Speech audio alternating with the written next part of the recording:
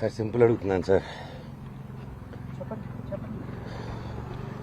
CM Revanth Reddy గారిని, బట్టి విక్రమార్క గారిని,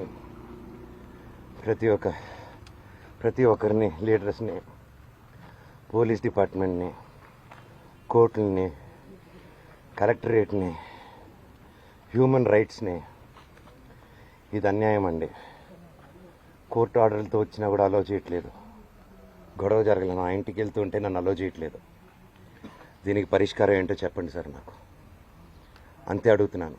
నాకు సిఏ గారు, ఏసీపీ గారు నన్ను ఎందుకు ఈరోజు అలో చేయలేదని మాత్రం నాకు ఒక లెటర్ ఇస్తే నేను వెళ్ళి జడ్జికి పెట్టుకుంటాను. సార్, హైకోర్టులో మీరు ఇచ్చింది నన్ను పంపిరంట, లోవర్ కోర్టులో ఇచ్చింది పంపిరంట, మీరు బైండ్ ఓవర్ ఇచ్చింది నాకు వర్తిస్తుంది, విష్ణుకు వర్తించిందంట. విష్ణుకి 25 మంది సెక్యూరిటీ వాళ్ళు పెట్టుకోవచ్చు సార్, మేము ఎలా అడుగుతాం అంటున్నారు. ఆ వీడియోలన్నీ నా సెల్ ఫోన్లో ఉన్నాయి. నా సెల్ ఫోన్లో తీస్తుంటే వాళ్ళని వచ్చి లాక్కుంటున్నారు.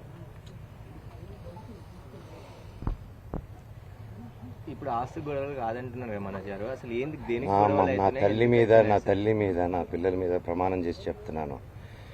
ఏ రోజు నేను ఆస్తి అడగలేదు, నా భార్య కూడా ఆస్తి అడగలేదు. మా రెండు పక్కల ఆస్తి గురించి మేము ఏ రోజు సంభాషణ తీయలేదు.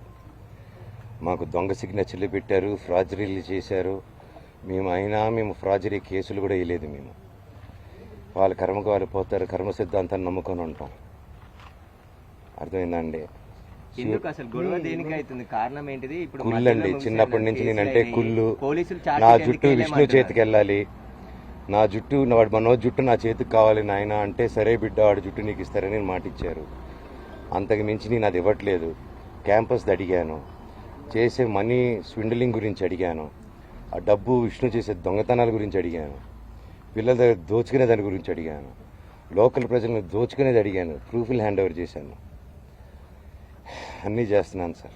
దయచేసి నన్ను ఎందుకు మాట్లాడే స్కోప్ ఇవ్వట్లేదు, కోర్టు ఆర్డర్ నన్ను ఎందుకు అలో చేయట్లేదు అక్కడ అడగండి.